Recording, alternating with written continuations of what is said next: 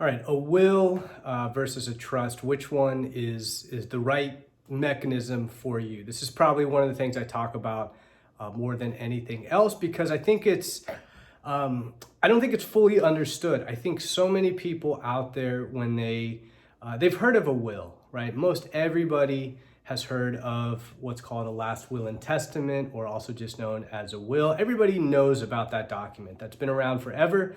And people know that, hey, I want to have my affairs in order, is what a lot of people will say. And so they talk about doing a will, and that's fine.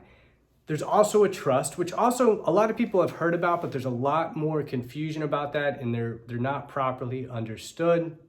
And so if you're hearing about it for the first time, which one makes the most sense? I think the easiest way to think about it is to determine what's important to you. And that's really because there's such a big difference. Both a will and a trust, in theory, do the same thing. They say what happens to your stuff after you pass away, right? So you have a will, your house, you want to leave your house to your son. You can say he gets my house when I die. You have a trust. You say I want my son to get my house when I die. That can be put into your trust, and that happens. But that's really kind of where they stop being similar.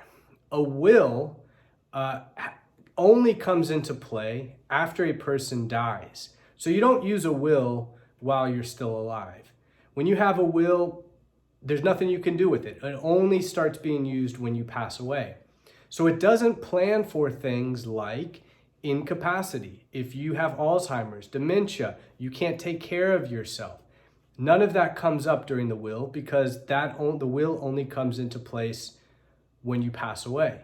It also doesn't avoid probate. So probate, a lot of people have heard about, and just having a will doesn't avoid probate. I talk about that in a lot of different places, but if you have your house and it's in your name and you have the will and it says you want to leave your house to your son, well, when you die, your son is going to have to hire an attorney, go to probate court, spend a lot of money, wait a long time, and at the end of the probate, the judge is going to sign the new deed transferring the property to him.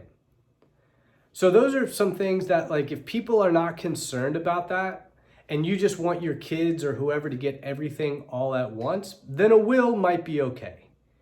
But if you don't want them to go to probate, if you want to have some planning, incapacity planning for yourself, if you have Alzheimer's, dementia, and you don't want to just leave a lump sum of money to your kids, then you might want to consider a trust. For example, maybe you don't want to give your son $100,000 because if he gets divorced, now that $100,000 is subject to him getting divorced. And if you leave him that money either as a beneficiary on the bank account or you tell him he's going to get the money through the will, then that's what's going to happen. It's going to be subject to divorce. But if you have a trust, you can basically say that the money goes into trust for him, so that if he were to get divorced, that money's not subject to the divorce. Or what about you're married and you die, and now your surviving spouse remarries, and then they get divorced? Guess who takes 50% of the stuff that you probably wanted to go to your kids? The ex-spouse of your spouse. So there's a lot more flexibility, there's a lot more planning that you can do with a trust, which I, just for time's sake, won't go into here. But I think it's very important that when you start doing your estate planning, or when you're thinking about getting your affairs in order, which is what most people say, you don't have to be limited to just a will.